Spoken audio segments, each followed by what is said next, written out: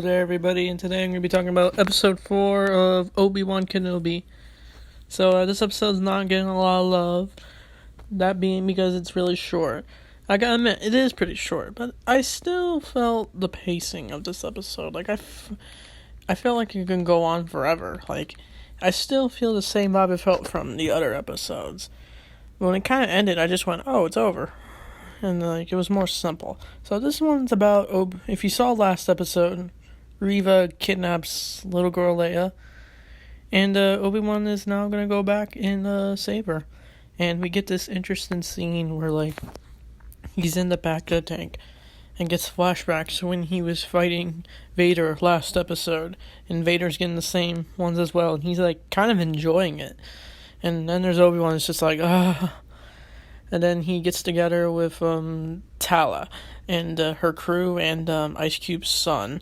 And they figure out a plan to go sneak into Fortress Inquisitor because they, I guess, tracked Leia there. And then Obi-Wan sneaks in there, and Reva tries to play the whole mind game thing, and Obi-Wan finds some interesting stuff. And then they basically escape, and then it ends with Vader angry. I almost thought he was gonna kill Reva, but he didn't. And then it ends with Leia's little droid thing, Lola, getting, I guess, is a tracking device now. So yeah, I feel like my pros for this episode was the lightsaber combat, because I love that scene where Obi-Wan is just in the dark. And he's just swinging his lightsaber, taking down the troopers in the dark, and he's got full-on Jedi robes now. He's not wearing, a disguise or anything.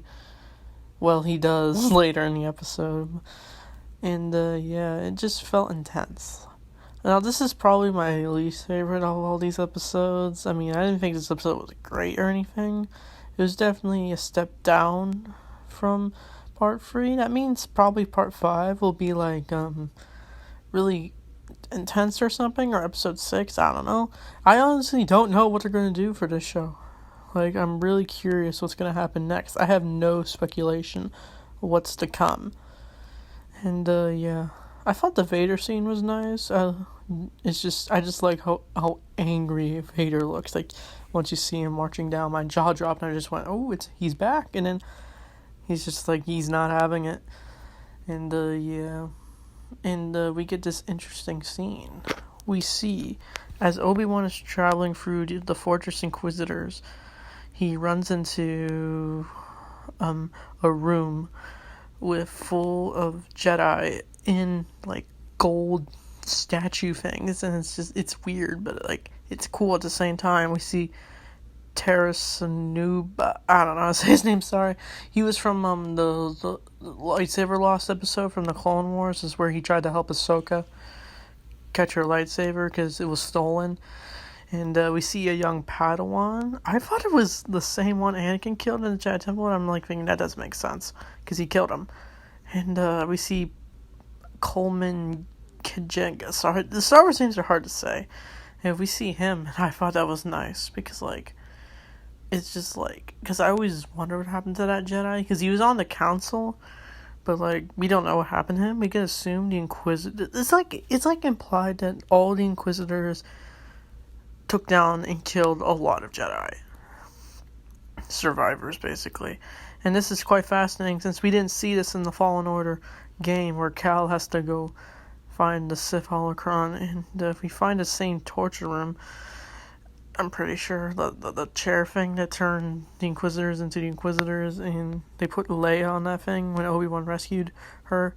I thought that was a cool tie-in, that we got to see the same fortress from Fallen Order, and now in a live-action show.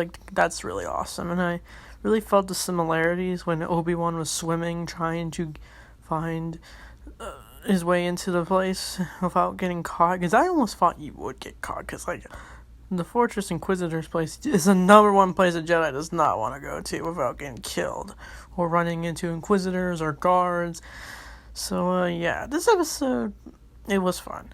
And we also see, at the end, where Obi-Wan puts Leia in his coat, Admiral's coat or whatever.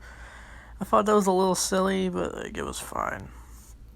And, yeah, they sneak on board the ship and leave, and, yeah, a few pilots die, and, I don't know, we don't really know much about them. Other than I thought they were, like, the Rebel Alliance. I was just like, what? How are they here? And, yeah. So, how would I rate this episode? Probably a 7 out of 10. It could have been a lot more. I don't think this is as bad as people are saying. I feel like we just need to wait and see what happens. Because I feel like this show could be a little bit more. Because, like, I want to see more happen in this show. So, yeah, these are my thoughts on Obi Wan Episode 4. I'll definitely want to review the last 2 episodes. So, thanks for watching, and may the Force be with you always.